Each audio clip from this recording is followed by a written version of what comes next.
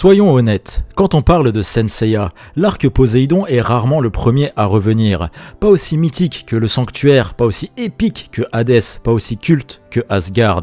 Il est là, au milieu, entre deux monuments, et souvent on le survole, on le résume à un décor aquatique, des piliers à détruire, un dieu un peu lisse, et pourtant... L'arc Poséidon, c'est peut-être l'un des plus puissants de toute la saga, mais il demande quelque chose que les autres arcs ne réclament pas. Du silence. Il faut écouter ce qu'il ne dit pas, regarder ce qu'il cache, ressentir ce qu'il laisse en suspens, parce que derrière ces eaux calmes, c'est un monde qui se meurt, une terre à l'agonie, un dieu qui pense devoir la noyer pour la sauver, une déesse prête à se sacrifier dans l'indifférence du monde, des chevaliers qui doutent, qui tombent, qui avancent quand même, pas pour la gloire, pas pour la victoire, mais parce qu'ils ont foi en elle. En l'humanité. Cet arc ne crie pas, il murmure, il ne séduit pas, il attend qu'on l'écoute. Et si on prend le temps, on découvre peut-être ce que Saint Seiya a de plus adulte, de plus tragique, de plus humain. Alors aujourd'hui les amis, j'ai envie qu'on redonne à l'arc Poséidon la place qu'il mérite. J'ai envie qu'on le regarde avec d'autres yeux, parce que cette guerre sous-marine là, ce n'est pas qu'une parenthèse. C'est une prière, une épreuve, un appel, et peut-être une forme de vérité.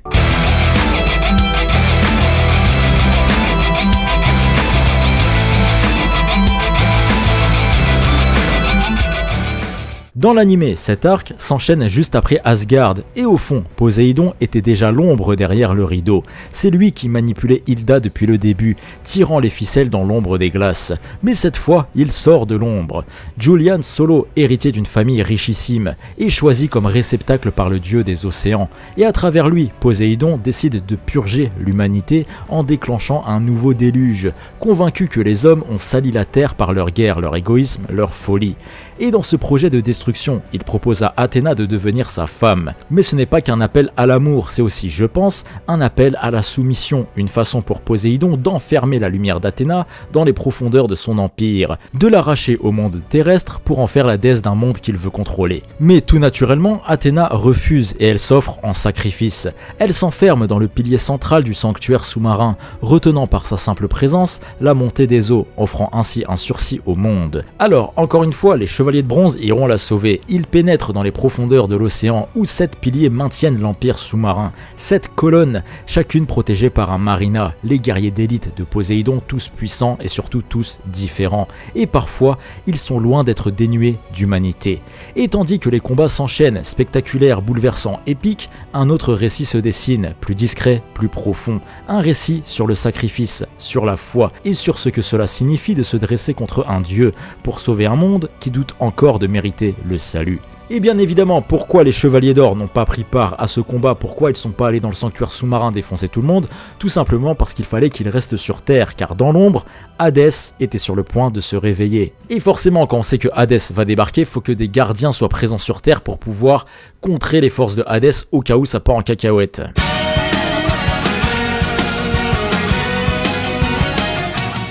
L'arc Poséidon, c'est le moment où Saint Seiya change de ton. Ce n'est plus une croisade contre un tyran, ce n'est plus une lutte entre le bien et le mal. C'est un monde qui s'effondre doucement. Ce que Poséidon incarne, ce n'est pas la domination, c'est le nettoyage, le redémarrage. Il regarde l'humanité comme une maladie dont il faut purifier la terre. Et ce n'est pas un caprice, c'est une logique divine, froidement cohérente. L'humanité détruit la planète, alors elle doit disparaître. C'est simple, tranchant, radical. Et c'est ça qui rend cet arc si troublant, parce que ici l'ennemi n'a pas tort, il n'est pas fou, il est raisonnable. Ce que Saint Seiya fait ici, c'est poser une question qu'on n'attendait pas dans un shonen. La Terre vaut-elle plus que les hommes? Et face à cette question, Athéna ne répond pas par la violence, elle ne tue pas, elle ne juge pas, elle se sacrifie. Elle s'enferme dans le pilier central pour contenir le déluge, elle pleure, elle prie, parce que sa réponse, c'est la compassion, l'espérance, la foi dans le fait que même l'humanité la plus imparfaite mérite d'être protégée. Et c'est ça la vraie bataille de l'arc, pas Seiya contre les marinas, mais la foi contre la fatalité. Et au fond de tout ça, il y a quand même une poésie immense, une guerre bleue, douce, presque magnifique dans sa tristesse. Et il faut parler des Marinas, parce que là encore l'arc Poséidon prend, sans mauvais jeu de mots, tout le monde à contre-courant. Ce ne sont pas des monstres, ni des fanatiques, ce sont des guerriers, oui, mais aussi des êtres tiraillés. Certains d'entre eux d'ailleurs ne se battent pas pour Poséidon, mais pour Julian Solo, l'humain derrière le dieu. Ils ne sont pas aveuglés par la haine, mais liés par une forme de respect, d'attachement ou même d'amour. Sorrento, Thétis, Isaac, ce ne sont pas des antagonistes, ce sont des tragédies ambulantes, des gens qui font ce qu'ils croient juste dans un monde qui s'effondre. Et c'est ça qui rend leur combat aussi marquant, parce qu'il ne s'agit pas de vaincre l'autre, il s'agit de le comprendre, parfois même de lui tendre la main.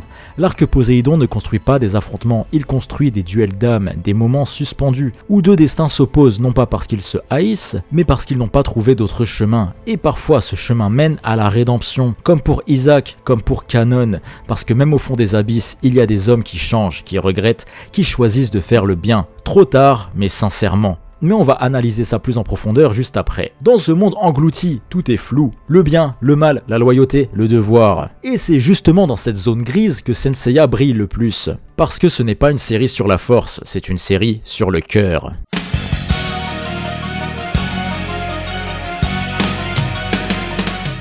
Dans l'arc Poséidon, les combats sont des confessions. À chaque pilier, ce n'est pas juste un chevalier contre un autre, c'est une âme face à une autre.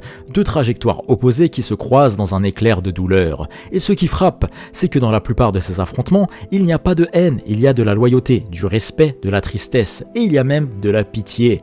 Isaac et Yoga par exemple, ce n'est pas un duel, c'est un adieu. Deux frères d'armes, deux amis d'enfance, autrefois unis par un rêve que la mère a séparés à jamais. Isaac n'est pas un ennemi, c'est un homme brisé, qui pense avoir été trahi par le destin, un homme qui a sombré dans les abysses pour protéger son pote, et qui s'est retrouvé seul, aveuglé, englouti. Et quand il se retrouve, Yoga ne se bat pas pour le vaincre, il se bat pour pleurer. Et au moment où le sang coule, on comprend que la violence ici ne détruit pas, mais libère. Elle permet à deux cœurs de se retrouver, même dans la mort. C'est beau, c'est tragique, c'est Saint Seiya dans ce qu'il a de plus humain. Et puis, il y a Kanon, le frère maudit, le traître, le manipulateur de l'ombre, celui qui a réveillé Poséidon, celui par qui tout a commencé. Et pourtant, Saint Seiya ne le juge pas, il ne le condamne pas, il lui laisse une chance, parce que même les pires peuvent changer, parce que même au plus profond de la noirceur, il reste une étincelle. Kanon, c'est la preuve que la rédemption est possible, non pas en étant pardonné, mais en sacrifiant tout, en acceptant de souffrir, d'expier, de se battre non pour lui-même, mais pour un idéal qui le dépasse. Et quand il se retourne contre Poséidon, ce n'est pas un retournement de veste, c'est une renaissance, une déclaration d'amour muette à ce frère qu'il a tant haï, et à cette déesse qui l'a sauvé de la mort malgré la haine qu'il lui vouait. Et dans ces gestes, il y a toute la puissance de Saint Seiya, cette idée que même les plus perdus peuvent redevenir lumière. Même Sorrento, même Thétis, même Bayan ou Krishna, aucun d'eux n'est là par plaisir, ce sont des soldats d'un monde qui s'effondre, pris entre leurs devoirs et leurs doutes. Et c'est pour ça que ces combats touchent, parce qu'ils sont fragiles, parce qu'ils racontent quelque chose d'intime, pas une victoire, une vérité. Au fond de l'océan, là où tout devrait être silence, ces combats crient quelque chose de puissant. Ils crient que le courage, ce n'est pas de vaincre, c'est de continuer d'y croire même quand tout semble inutile. C'est de se battre pour protéger, pas pour dominer. Et c'est pour ça que nos chevaliers de bronze nous bouleversent, parce qu'ils saignent pour quelqu'un d'autre, parce qu'ils avancent avec des corps brisés, mais avec des cœurs pleins d'espoir. L'arc Poséidon, c'est loin d'être la guerre la plus triste de Saint Seiya, mais elle en demeure pas moins une des plus belles et une des plus mélancoliques.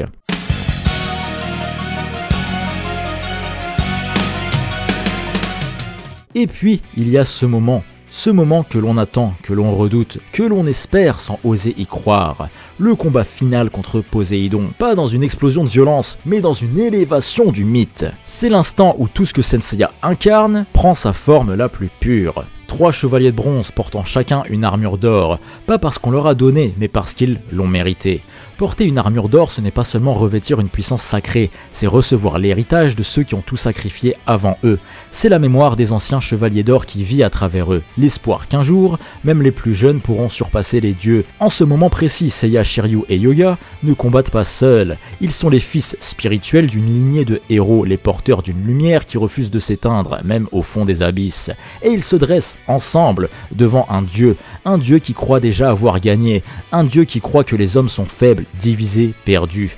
Mais ils lui répondent par leur présence, par leur union, par ce silence lumineux qui dit « Tu as tort, nous sommes encore là ». Et pendant que ses frères luttent contre un dieu, Seiya se ferait un chemin, soutenu par leur force, porté par leur lumière. Et quand il atteint la colonne principale, ce n'est pas pour vaincre, c'est pour sauver. Il la détruit dans un hurlement, dans une explosion de cosmos et de volonté, semblable à une étoile filante. Seiya a réussi à créer ce que les dieux craignent le plus venant des humains. Un miracle. Et l'eau, un instant, s'arrête, Athéna est libre, et alors le mythe s'inverse. Ce n'est pas l'homme qui est puni par les dieux, c'est la déesse qui enferme le dieu. Athéna ne tue pas Poséidon, elle le scelle, elle referme son âme dans une urne sacrée, non par vengeance, mais par foi, la foi qu'un jour, même lui, pourra comprendre. Et tout s'effondre, le temple, l'océan, les illusions, l'Atlantide meurt dans un silence sacré. Mais l'espoir, lui, reste. Pas celui d'un monde parfait, celui d'un monde où l'amour, l'amitié, la loyauté, la douleur même, peuvent engendrer la lumière.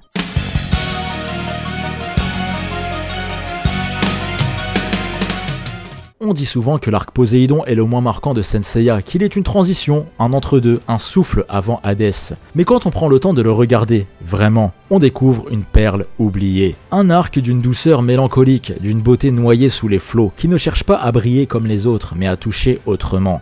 Car Poséidon, ce n'est pas l'arc des grandes révélations, c'est l'arc des gestes silencieux, c'est l'arc des sacrifices qu'on ne remarque pas tout de suite, des ennemis qui ne sont pas vraiment mauvais, des héros qui doutent, qui tombent, qui se relèvent, non pas pour la gloire, mais pour sauver une seule vie. C'est l'arc où l'océan en fait devient un miroir un peu de nos peurs, de nos failles, de nos espoirs. Un miroir où chaque personnage plonge et ressort changé.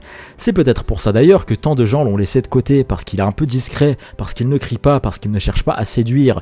Mais ceux qui prennent la peine d'y replonger sans mauvais jeu de mots, découvrent que l'arc Poséidon, en vérité, ne parle pas de la fin du monde seulement, il parle du début d'un autre. Un monde où même un dieu peut être enfermé par la lumière d'une croyance, un monde où même les ennemis pleurent, un monde où les armures de bronze brillent d'or, mais où les cœurs brillent encore plus fort. Alors oui, on se souviendra à vie du sanctuaire, on vibre tous pour Asgard, on est tous bouleversés par Hadès.